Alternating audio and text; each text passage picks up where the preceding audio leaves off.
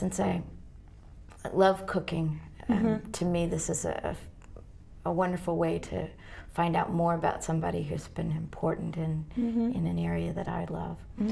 One of the interesting things about this is that, about this biography, is that I hope it'll send people back to Elizabeth David's own books, which for many years were out of print, and the only way you could find them was by digging through dusty used bookstores, because they're just delightful to read. And she wrote mostly cookbooks?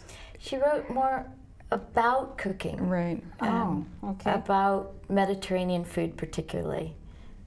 So it's not you aren't going to find Elizabeth David's recipes? You will. You will, but they're couched in different terms. It's not a cookbook. It's almost a travel guide.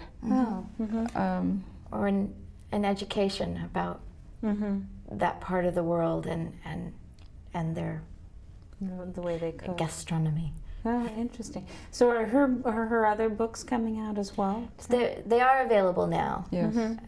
They have been republished in the last couple of years, so you can read her. So that In might paperback. And that might be a great combo. A terrific combo. And add a nice bottle of olive oil and some cooking spoons, and you get a wonderful gift. That's great. That'd be a great one for Mom, or whatever.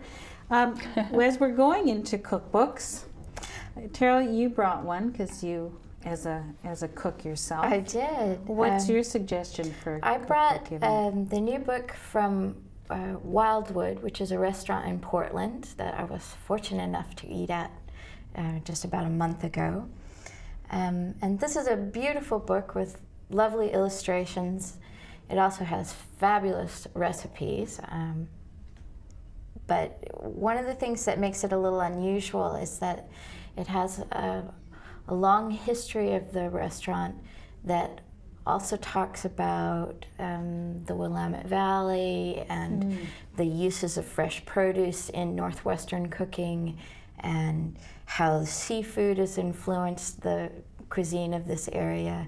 So you get more than just recipes. It's got a lot of information, a lot of history of the area.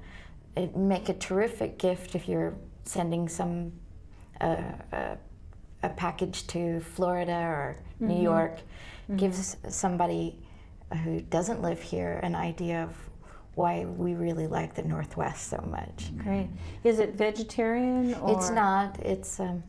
It's all. It's all encompassing cookbook. It is gourmet. I think you'd have to say it was gourmet. It's not. You're not going to find something you can make in 15 minutes. Well, I made one of their complete menus for my brother and his family a couple of weeks ago, and it didn't take long, and it was fairly simple, and I got rave reviews, so I can vouch for the recipes. Okay, great. And that's another, a cookbook is something else you don't normally go into a store and buy for yourself unless you're... Oh, I do. Well, you especially.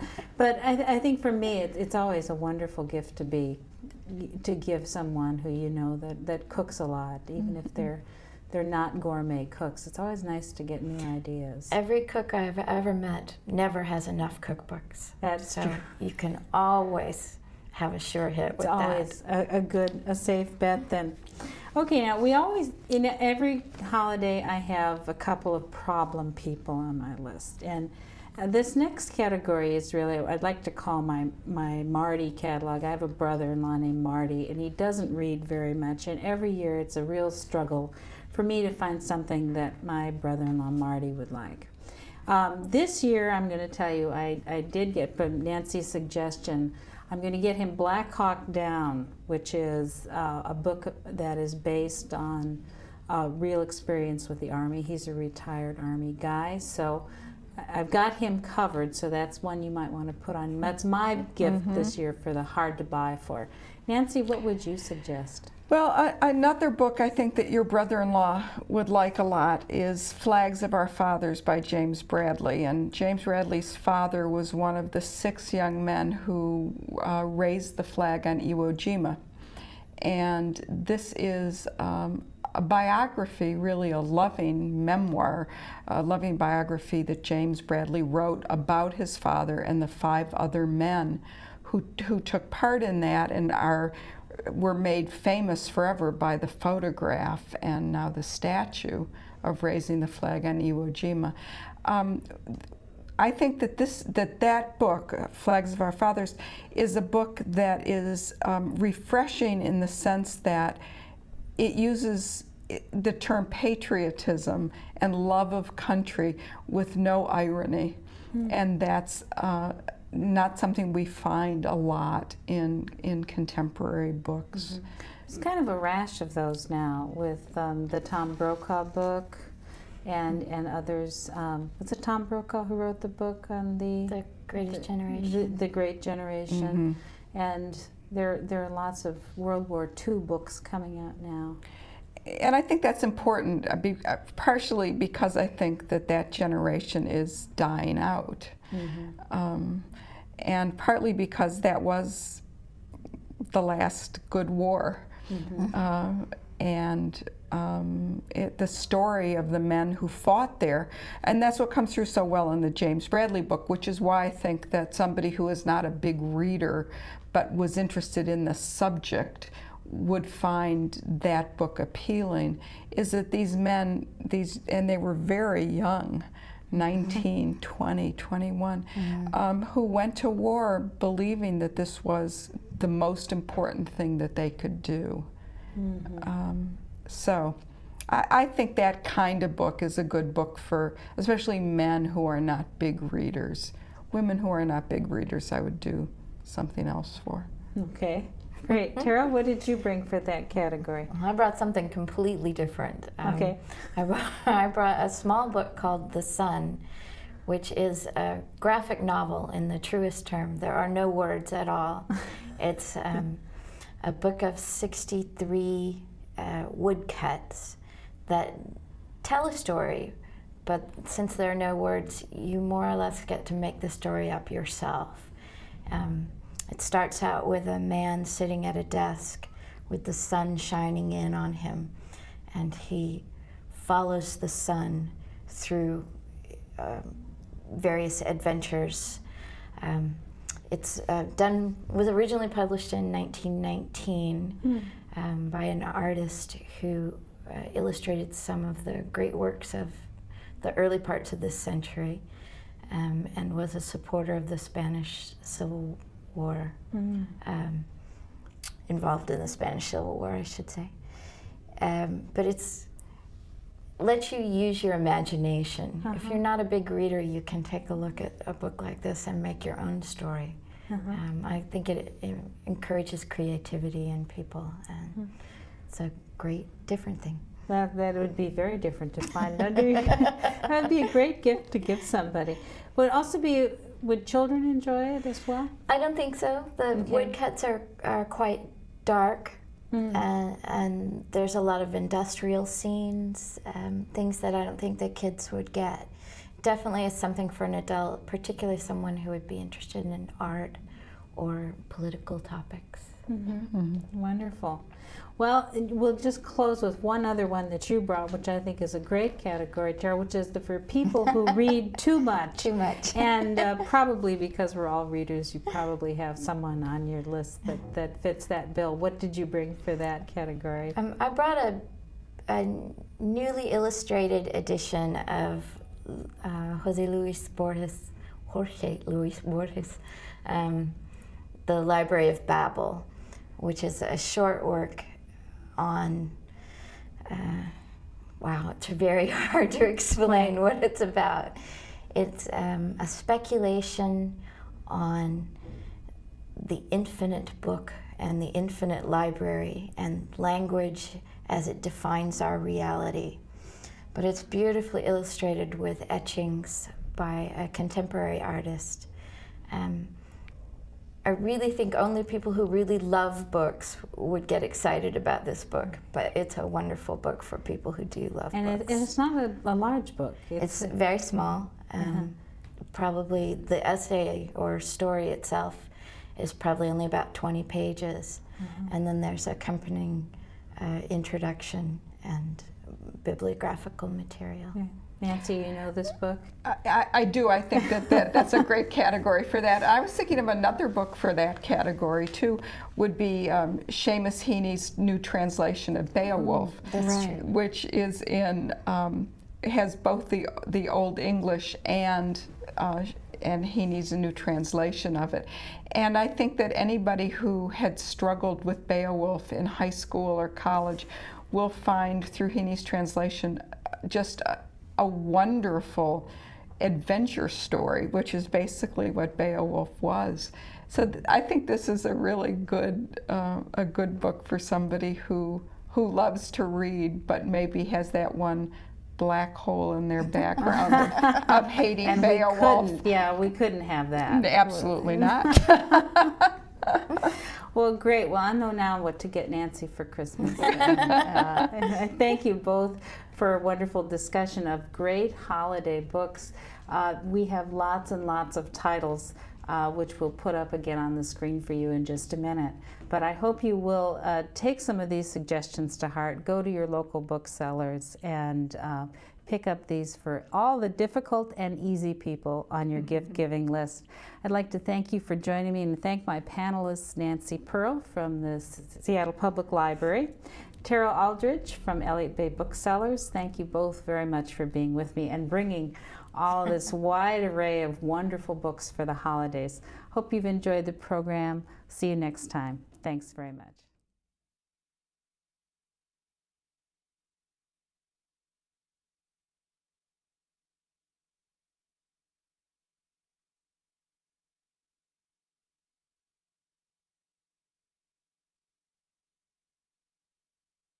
Camera just on Sharon, or what do you, just Sharon doing the closing, or? Sounded like the son was an The whole thing adult over, yeah. version I of can't remember. Olivia. Sharon, I can't remember how you started your close, but that's what they need to do over again. They Oh, need the to take closing another part? take of that. Okay. So tell me when you're ready.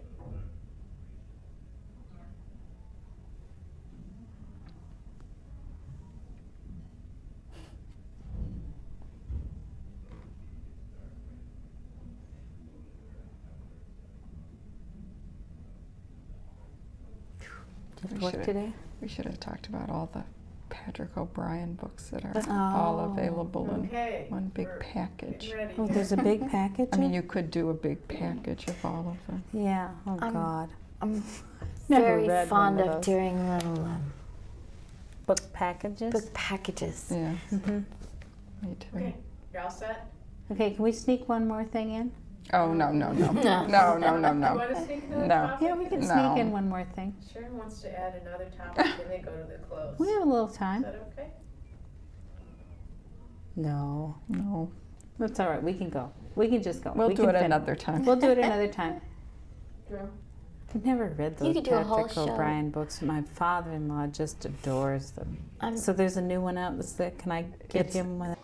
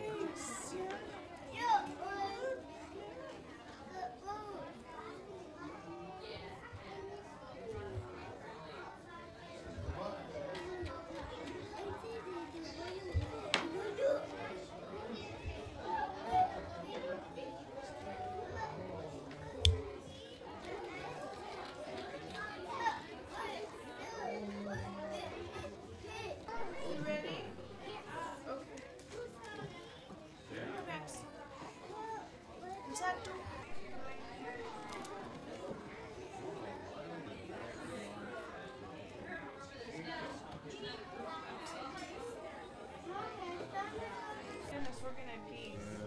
We need a shopping cart to get books out of here.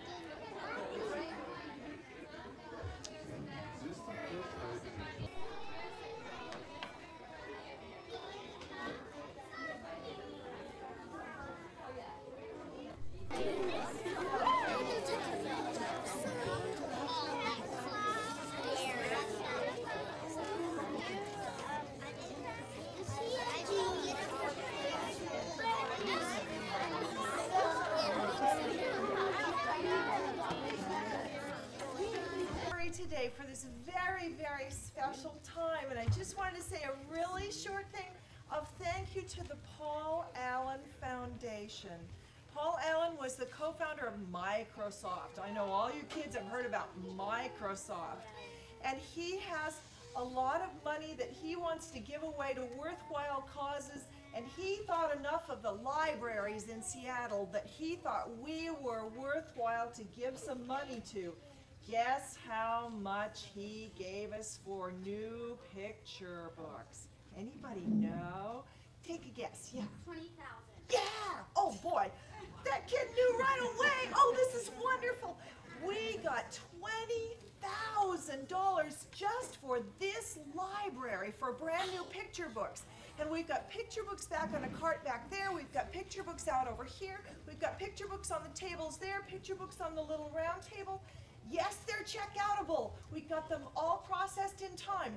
They couldn't get all $20,000 to us yet because there were so many books, but they tried to get 500 of them here.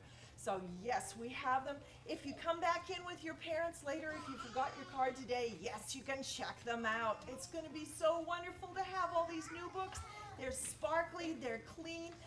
Please be careful with them, okay? Don't dump them in a mud puddle and don't get chocolate fingerprints on them.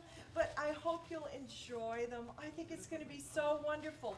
Now, Paul Allen, one of the reasons he did this was his mom read to him when he was a kid. I think that is really special. That's what made him so great. His mom read to him when he was a little kid. And he grew up near Northeast Branch Library, which is just about a couple of miles from here. And they used the library all the time when they were kids. So if you use the library all the time when you're kids, you know what? You may grow up to be a multi-millionaire too, we hope. Oh, but thank you to the Paul Allen Foundation, and thank you all you kids who are the ones that read the books and that are the ones that make libraries worthwhile. I'm so glad you're here. And I wanted to put in just a little pitch for Summer Reading Club. Monday, we're going to start signing kids up for the Summer Reading Club, and we'd really like you to come for that.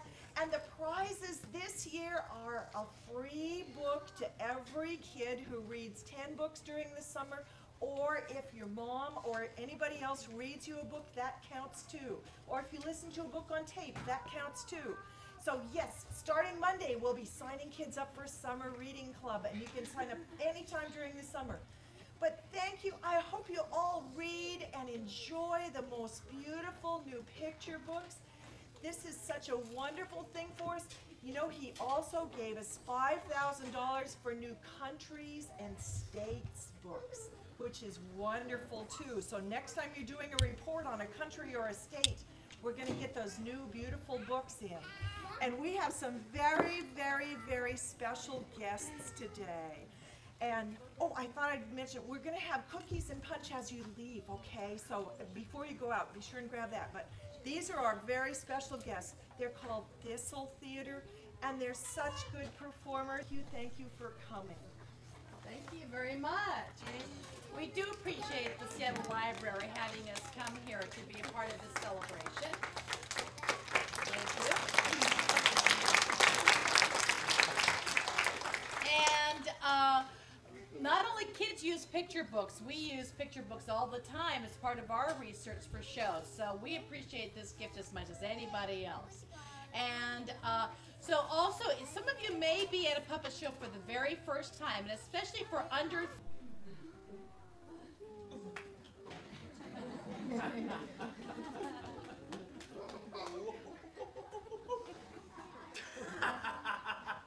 And I'm standing on my hands. I'm walking on my hands. Standing on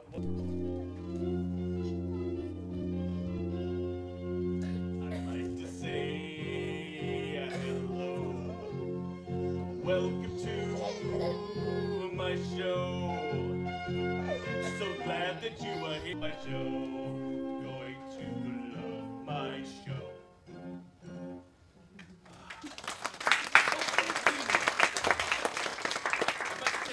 Tell a farm in the story that I sing a song. Remember my my first trip to Athens. Its splendors were laid out before me. The Parthenon, finely carved statues, and handsomely painted.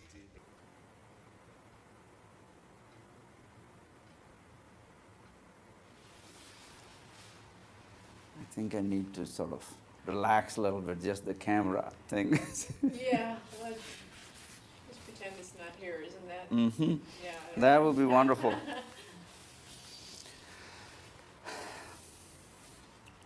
Okay. 24 hours a day, 365 days a year, field operations is on the job. We are the largest of Seattle public utilities. This is sort of strange. I don't know why it's. You can think of another way to word it.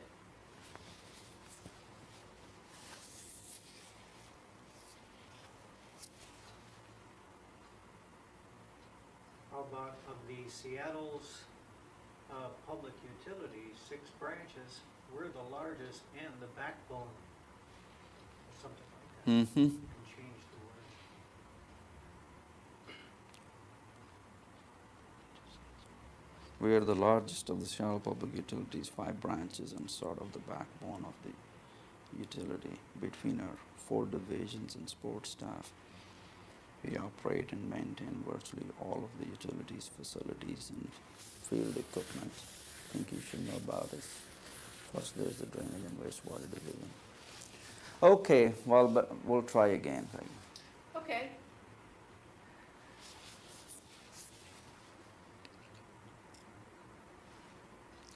"24 hours a day, 365 days a year, field operations is on the job." We are the Seattle Public Utilities' largest branch and sort of the backbone of the utility. Between our 4 divisions and field support staff, we operate virtually all of the facilities and equipment of the utility. I think you should know about us and field, let's see, and there is the drainage and wastewater division. And so I'm getting worse actually. Do you have an idea of how you could, Maintain.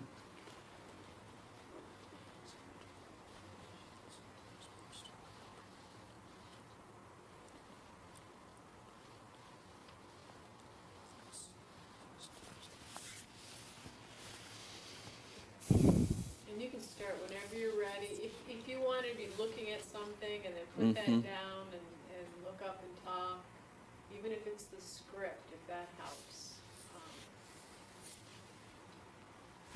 Okay, so cup is not now. We are trying to. No, you can take Okay. a sip of cold coffee if you want, and then just start. We'll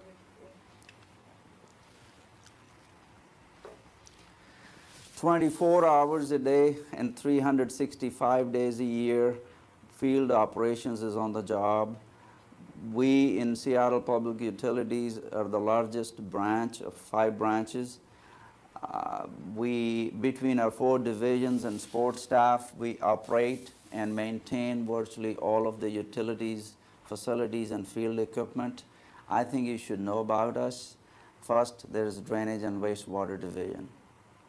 I kind of messed up again a little bit, but I think we are getting there. Yeah. Yeah. Just slow it down a bit Mm-hmm. and break it up between. I think you should know about us first. We'll talk about the drainage first. There's the drainage and wastewater. Okay.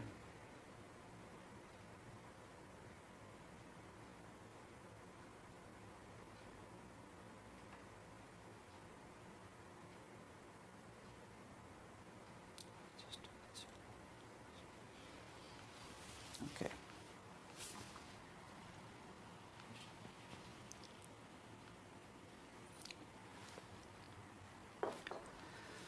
"24 hours a day, 365 days a year, field operations is on the job. We are the Seattle Public Utilities' largest branch this is the sound. We are the largest of Seattle Public Utilities, 5 branches, and sort of like the backbone of the utility. Between our 4 branches and field sports staff, we operate and maintain virtually all of the utilities, facilities, and equipment. I think you should know about us. First, there is a drainage and wastewater division. It's a little still not right. A lot of stuff in there. We could, that shouldn't have any bearing on it at all, really. I know. Okay, 24 hours a day, 365 days a year, field operations is on the job. We are like the backbone of Seattle Public Utilities. We operate and maintain virtually all of the utilities, facilities, and field equipment. I think you should know about us. First, there's drainage and wastewater.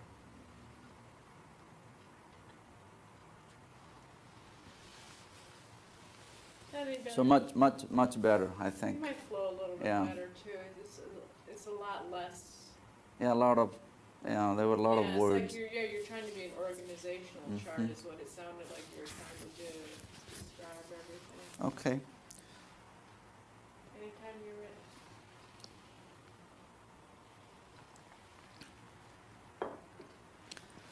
"24 hours a day, 365 days a year, field operations is on the job. We are sort of the backbone of the Seattle Public Utilities. We operate and maintain virtually all of the utilities, equipment, and facilities. And I think you should know about us. First, there's drainage and wastewater division. It's not there yet, but I think we're getting. I think it's better. Yes. I think it's better to have it. A little We bit operate and maintain virtually all of the utilities, facilities. We are like the backbone of Seattle Public Utilities. Okay. Yeah, the emphasis. Virtually all of the utilities, And we can facilities. start whenever you're ready. I hate to have you keep sipping that cold coffee though. That's okay. Can we get you some water? That's okay. It's okay. Actually, that would be good. Can we get some water? Yeah. Yeah. Start whenever you're comfortable. I'm just gonna keep it rolling.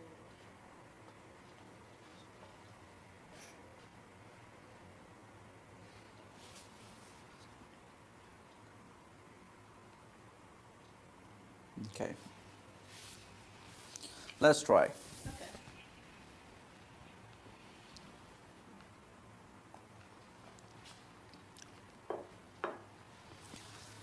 24 hours a day, 365 days a year, field operations is on the job. We are sort of the backbone of the Seattle Public Utilities. We operate and maintain virtually all of the utilities, facilities, and equipment. I think you should know about us. First, there is a drainage and wastewater division. Is it a little better? We got all the lines. Okay. Now we just need to get you. That's animated and excited about right it. word. Yeah, I know. After an hour or whatever, you get sort of. Yeah. So. That's because you're concentrating on each individual word rather than the whole message. But, Yes. But the message is there, so. Okay. We're like the backbone of Seattle Public 24 Utilities. hours a day. 24 hours a day. Okay. Bye, Gyhjuk. So a little excitement there. Okay. You're a cheerleader for the utilities. Okay. We operate and maintain virtually all of the utilities, facilities, and equipment, field equipment. Okay.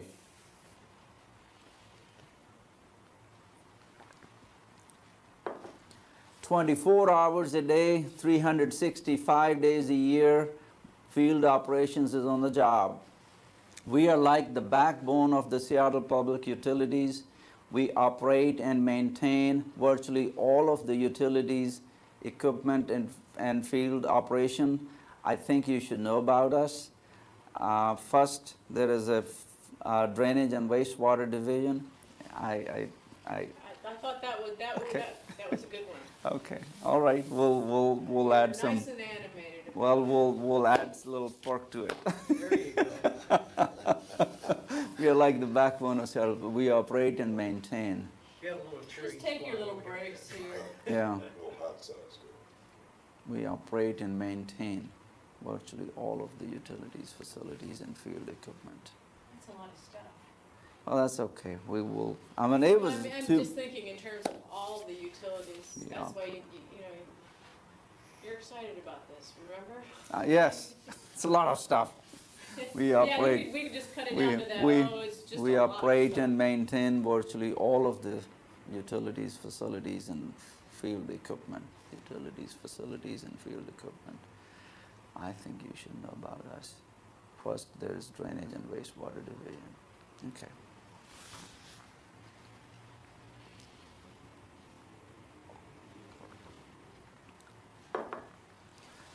"24 hours a day, 365 days a year, field operations is on the job." We are sort of the backbone of the Seattle Public Utilities. We operate and maintain virtually all of the utilities, equipment, and field equipment and facilities. Utilities, facilities, and field equipment. I think you should know about us. First, there is a Drainage and Wastewater Division. Maybe I'm saying too fast too, isn't it? The only part that I would say to slow down is I think you should know about us. Mm-hmm. A break, which I don't have written up there, but first there's the drainage and wastewater. But everything else, just if you're taking those pauses, I thought this was really good. Okay. Whose watch is beeping? Okay.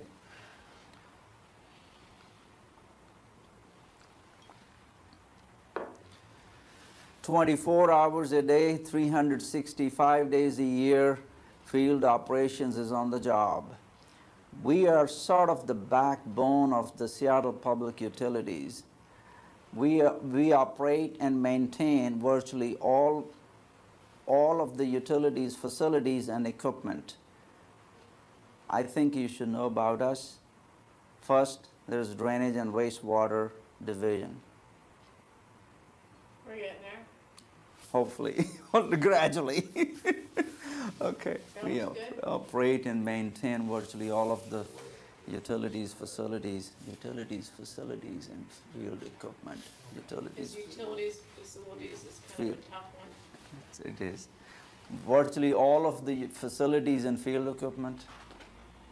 Virtually all of the. I think it's important to say, isn't it? Okay, sure. Utilities. Yeah, it is.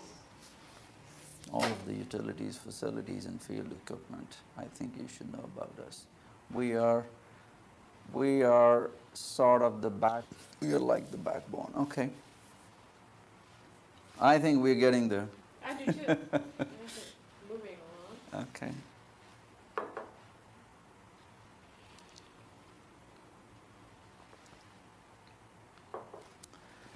"24 hours a day, 365 days a year, field operations is on the job." We are sort of like the backbone of the Seattle Public Utilities. We operate and maintain virtually all of the utilities, equipment, and field operations. I think you should know about us.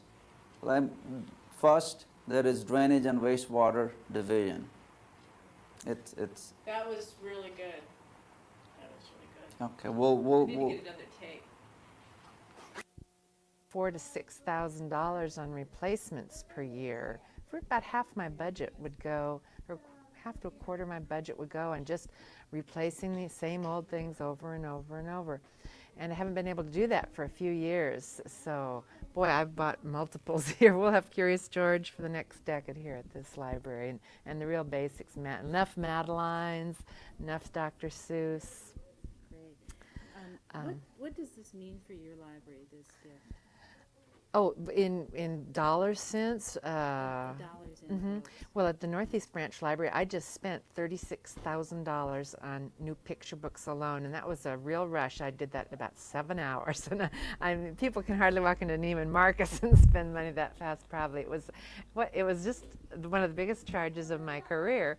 And 10 of these, 6 of these, 8 of these, and I knew I needed them, and the children needed them, and so right after $36,000 for picture books, thousands and $6,000 for state and country books for those stodgy old school reports that keep getting done every year, and necessarily so, but not such glamorous things as shiny new picture books, but just basic materials in the collection are being replaced.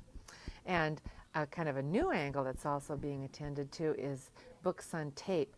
For years we've had the little picture books that come in a package with the book and a little tape with a ding where you turn the page. But a whole new revolution is occurring in children's books on tape, and those are the chapter-length books on tape, and we can't keep them on the shelves. Families taking car trips, families just stuck behind a bridge in Seattle, moms driving kids to soccer, dads driving kids around after school or on Saturdays or whatever. They have a book and tape in the car. Wonderful. So, where are you going to put all these books? Oh, I don't have any anticipation of problems in storing these books. They will go out the door immediately, and like a juggler with balls in the air. They will be out all the time. Mm-hmm. Great. Why do you buy multiple copies of the same book? Oh, just because of the demand. One of my favorite statistics is that the children's department at Northeast Branch is just about the 7th or 8th busiest library in Seattle. And we circulate several 100,000 books a year out of it. Half of that circulation is picture books. Families.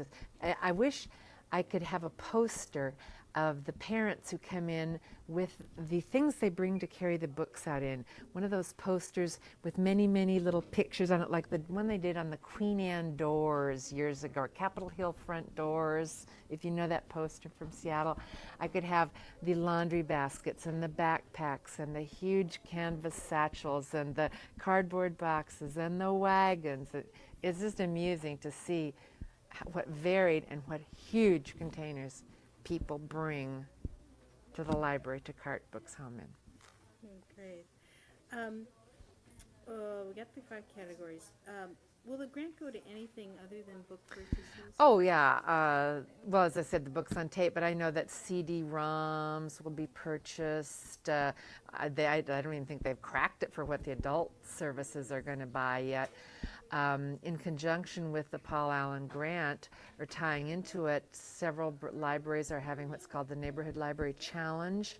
Right on top of getting the news about this money, we also heard that we were going to have our Neighborhood Library Challenge, which meant we were going to raise money in the community, and our goal was $50,000.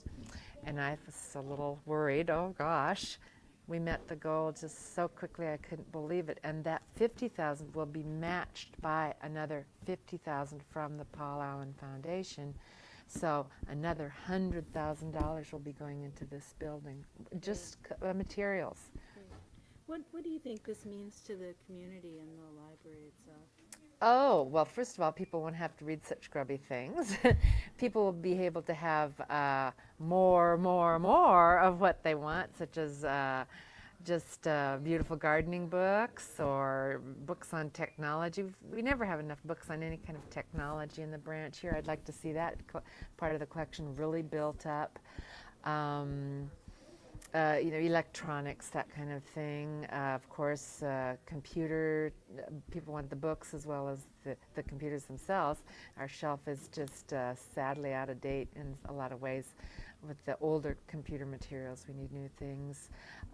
I'd like to see a lot more good novels bought for the branch. That's what I like to push to adults, although I'm a children's librarian. Mysteries, just an empty, or what do you want to say, a never-filled demand. Mysteries. Right. So how many new books will go into circulation as a result of the book here at Northwest? Oh, I think I got about 2,500 picture books. Okay, if you can say the grant has allowed Yeah. you to. Oh, yeah. Well, the grant has allowed me to purchase, and I'm a little hazy on these statistics now, but I think it's about 2,600 picture books was what I was able to buy with the money. Many sets of states, the whole set by one publisher on the states, a whole set by another publisher on countries. And those are thousands of dollars socked into that. Great, great. So And hundreds and hundreds and hundreds of books. I believe the statistic is maybe 40,000 new books will go into this. Wow, 40,000. Great. What does it feel like to? You already told me a little bit, but you're going to a little bit more about how does it feel to buy and shelf all these new books? Have you ever had anything like this in your life? I said, we will never see the like of this in our lifetimes again. Yeah. As the staff back there is just amazed at the baskets and baskets and baskets of books that have been arriving just in the last day or two. They can't quite comprehend it. I just can't wait to see the public's reaction. There's something about a brand new book with its shiny, slippery cover. And because of the amount of customers we have and the amount of circulation, families just haven't been able to get a lot of those ever at any time. And just to be able to take a whole stack home like that. And one thing I think it also teaches kids to appreciate books more. The better condition you have your books in, the better condition kids will believe they need to be in. Less coloring, fewer torn pages. And as I said, my budget has been low these days, so I've had to really stretch the use of the books. And as they get grubbier and grubbier, in a way they get a little less respected, I think. So that'll be so nice to have kids especially, realize what a wonderful artifact the book is. Wonderful. Good. Great. I think that's about all we need. Yeah, I'm going to take I'd love it if you could. Okay. Well, we open this one up here. And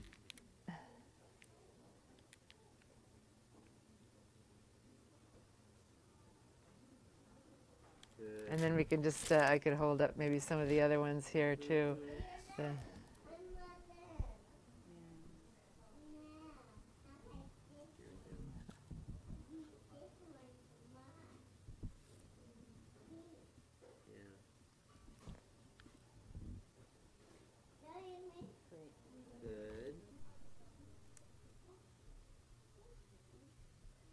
So what did they talk about in your? I didn't get a chance to see Seattle's Child. Just your. Oh, I don't know if they've been delivered here or not yet. I got 2 at the University Bookstore, and then, do you mind if I interviewed you, or would you be interested in being interviewed for a spec article? And I said, sure. And so we talked. Her name is Sandra Kornblatt, and so it took months and months, but a Seattle Child finally took this article, and months, and then it came out this June, and she did.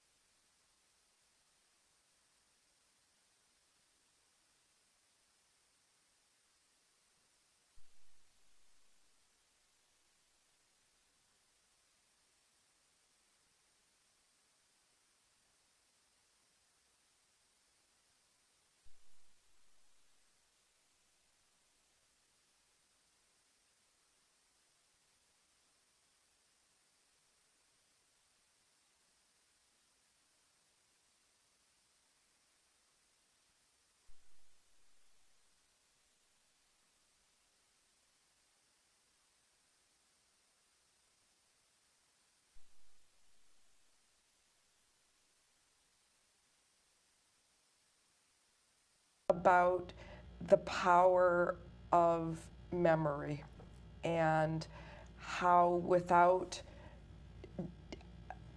coming to terms in many ways with the past, you cannot go on and live in the present because that memory will dogs your footsteps, to use, I don't know. This is a very poetic book. There's some wonderful characters in here. It's a great, it's just of great beauty, and I thought it was a really good book. Good. And Sharon, what have you been reading? Well, let me dip down here on the floor and fetch it. I've been reading a biography called Georgiana, Duchess of Devonshire. Oh, and yes. This book came out a few years ago. It's Amanda Foreman's biography, and it's won many prizes. And I'm just fascinated with this period. Georgiana is famous for a famous portrait by Gainsborough. I don't know if you can see this, but yes. it's a famous portrait of her in a big picture hat. So it's sort of like we all know what she looks like, but we don't really know who she is. And who she was the most fascinating woman living in the very upper echelons of, 18th century British aristocracy.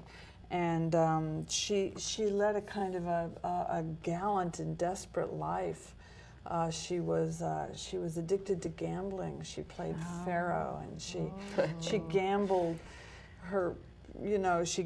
her estates away, and her husband had to banish her, and she had all kinds of romantic liaison. And in the process of reading this, you learn a great deal about the period, and it reads like a novel. Does it? I heard she also was a distant relations of Princess Diana. Yes, indeed. Right. She grew up in Althorpe, the very same house that Diana grew up in, and you can see even in her picture that their coloring is the same. She's very, very interesting family. Great, great. Well, that's about all the time that we have. I want to thank both Nancy Pearl and Sharon Cumberland for coming to discuss poetry. It is April, so it's National Poetry Month. Please do try and attend a reading, go to the library or go to your local independent bookstore and pick up some poetry and join in all of the poetry reading that will be going on this month. Thanks very much for watching Book Talk. I'm Sharon Griggins. We'll see you next time.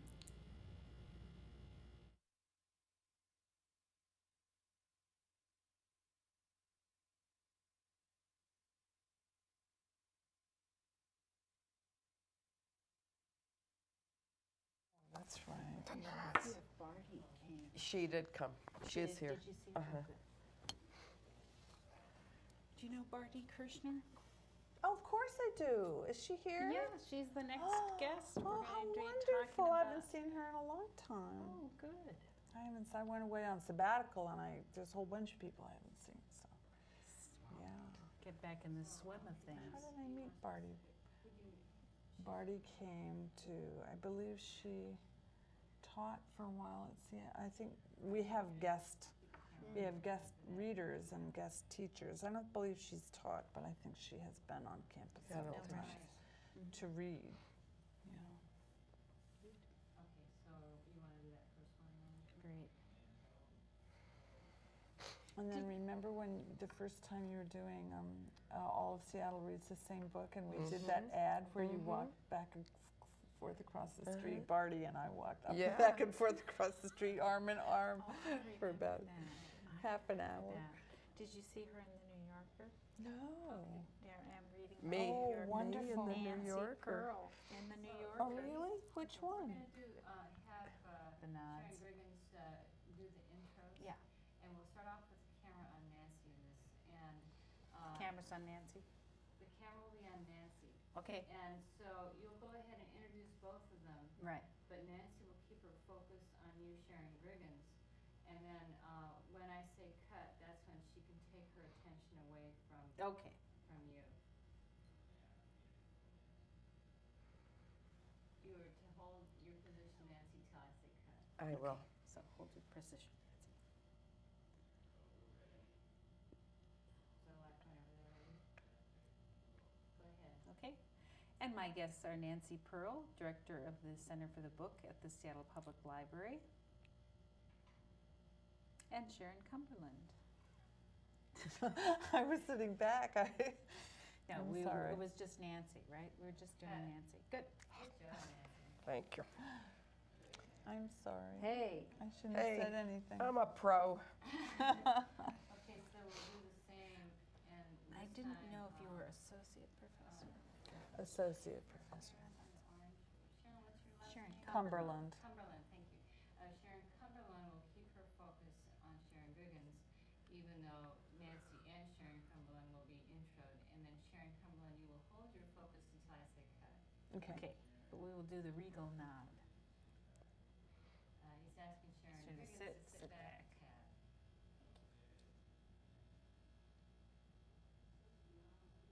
Your hair looks really great. Yeah. It's Oh, great thank you. coloring Did you and cut it? Yeah, it's been cut and colored.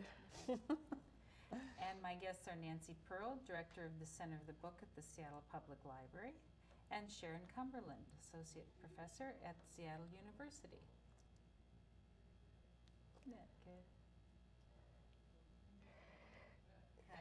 Okay. Nice. So Edna St. Vincent Millay was a lot like Bruce Chatwin, and what they said Oh, you're about kidding. Bruce Chatwin was that he would sleep with men, women, tea cozies, and jaguars. And it sounds like he had a happy life. A good formula for happy and life. Edna St. Vincent Millay was the same way. Oh, really? I didn't Now think. we're going to have Sharon Googins listen to Nancy. Oh, Oh, good. So I am listening to Nancy. Okay. So, and I want you to listen intently. I'm tired of this half-hearted listening. starting now. So, what I love about that is the tea cozy part of it. I think that's a wonderful thing. But she had a fascinating life, but a very bohemian. I mean, kind of the definition of a bohemian life in the village in the 20s, and but her. Well, and she also has a country right. state that's now an artist colony, and there are pictures of her sort of flitting through the woods like a fairy, Right. she and all of her friends. Okay, so we're gonna shoot Sharon Googins again, but this time with her listening to Sharon. Sharon. Okay, so tell me about Edna St. Vincent. Now that's in Massachusetts, right? Yes, it's in Massachusetts. It's one of the colonies where you go and you, I think you have to work, like you have to cook or you have to sweep. You have to agree to do something or you have to pay. But you can go there and write, and it's supposed to be, it's up in the Adirondacks. It's supposed to be very pleasant. I've never been Edna there. St. Vincent Millay Olay. Yes, the Malay colony it's called. Oh, the Malay colony. Oh, great. Good, good.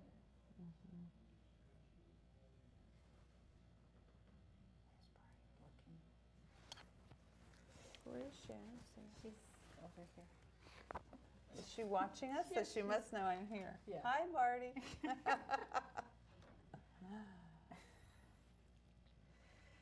So what did you think of those books did you read The Glass Palace? That's what we're going to talk about. Oh, I did read it. I thought, well, I won't say this, but I didn't think it was a very good book. Yeah, I didn't get all the way through it, actually. Yeah, it was just much too long. And What is that? Is that her book? What? no. Open the book to those pictures of that Oh, okay. woman that used to live where Lady Di grew up. And Lady Di. So See, wouldn't you adore This to is- have this a is the hat picture. like that? Camera one or which camera? It's this. This We is could also the picture. Maybe Sharon would let us borrow this book. So that Sure, of So course. if you could, do you recall how you felt before? just like that. I think it was. Yeah, I think I Yeah, held just it like that. that. Yeah. She thinks it might have been like that. Right. But it's this picture of the woman that you want, not the gentleman. It's the picture of the woman on, so if you just hold still and roll a little. Hold still. So yes, there in Talk of the Town was Nancy Pearl saying had she started the whole Yes. what if Seattle, what if everybody read the whole book, and it was the whole thing about how New York. It was very funny. New York It was trying to. It was Roger pick. Angel. Oh, how funny. New York is and trying he to pick said, a book to read. Oh, and nobody how can funny. agree. Nobody about would agree because on the a book. political correctness is so disgusting. Oh, how funny. It's just disgusting. Now, which number was this? March 14th, I think. Oh, I'll have to go and find it Oh, immediately. it's good. Yeah, you're really famous for that. I know. I What a great know. idea. Really put you on know. the map I there, know Nancy. that is a great. I mean, that is your, Everywhere but in Seattle. What do you mean, but Well, Seattle? we Don't you never think got people- any, well, the people, but not Oh, the... well, the Stranger thought they gave it a bad review. I the mean, the weekly, they The just Stranger didn't just get misread it. And, Yeah, and, they didn't get And the it. Times, I mean, they never thought it was important enough to do a story on Oh, until right. all this, you know, Until everybody until it else all started. became politicized. Right. Oh, I see. So, but I was on a,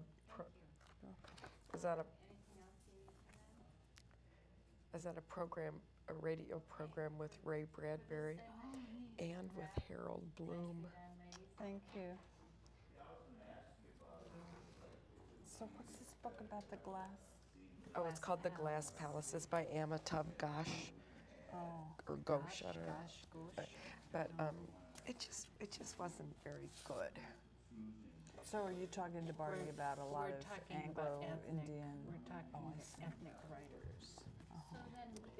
So Sharon, how many of these do you want us to leave? So Okay, well. tell me what if you want us to We leave. need to leave one Billy Collins Okay. and The House of Blue Light.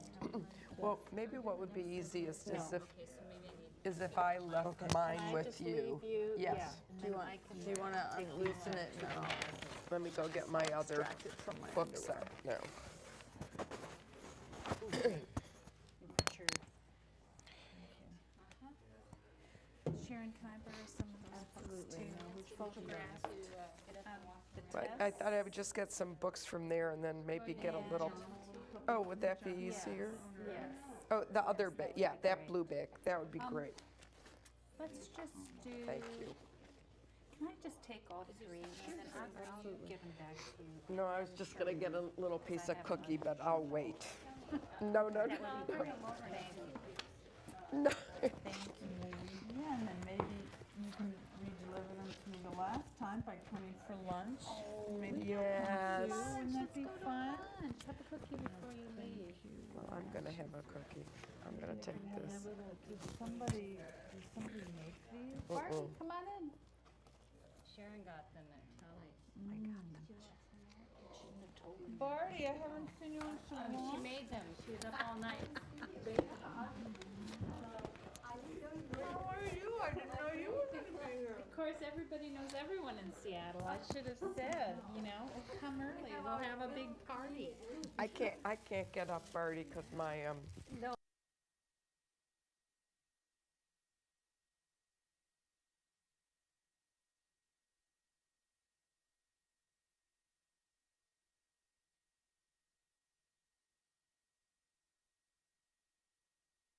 Here. Did you eat anything good though? We found really Did good you? 'Cause restaurants. we didn't. Yeah. I mean, Oh, except, God. I mean, for like rehearsal dinner was, I mean, not the rehearsal dinner, but I don't, anyway. But other than that, it was like New Orleans to me, where it's either very, very, very expensive or it's fried food. And you have no yeah. choices in No. between. We found this really wonderful seafood place on one of the islands. Oh, and we didn't oh do that. God, it was so good. Wow. Their seafood was better than the seafood. Really? Yeah, well, for some of the things like shrimp, salmon is pretty much it, So you can't nod when Sharon Oh, I'm introduces sorry, you. yes. I'm going to introduce you. I'm going to say hello to both of you, but just don't say hello back. Okay, just sit. Just sit.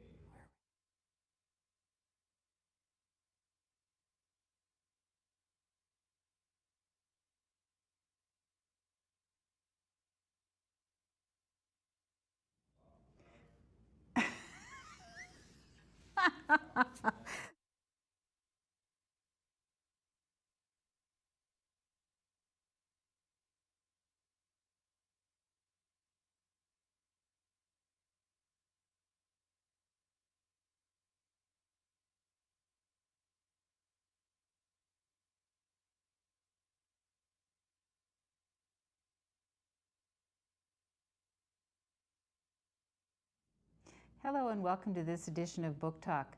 I'm Sharon Griggins and I'll be your host for today's program on ethnic writers. We've been fortunate in the last couple of years to enjoy many fictional works by writers who are foreign-born or first-generation Americans, telling us stories about different lands. We'll be looking at this ethnic style of writing today, seeing what it adds to the landscape of literature, and my guests to join me in that discussion are Nancy Pearl, Director of the Center of the Book at the Seattle Public Library, and Barty Kirshner, an author. Welcome both of you. Let's start talking a little bit about ethnic writing. What do you consider as an ethnic writer, Nancy?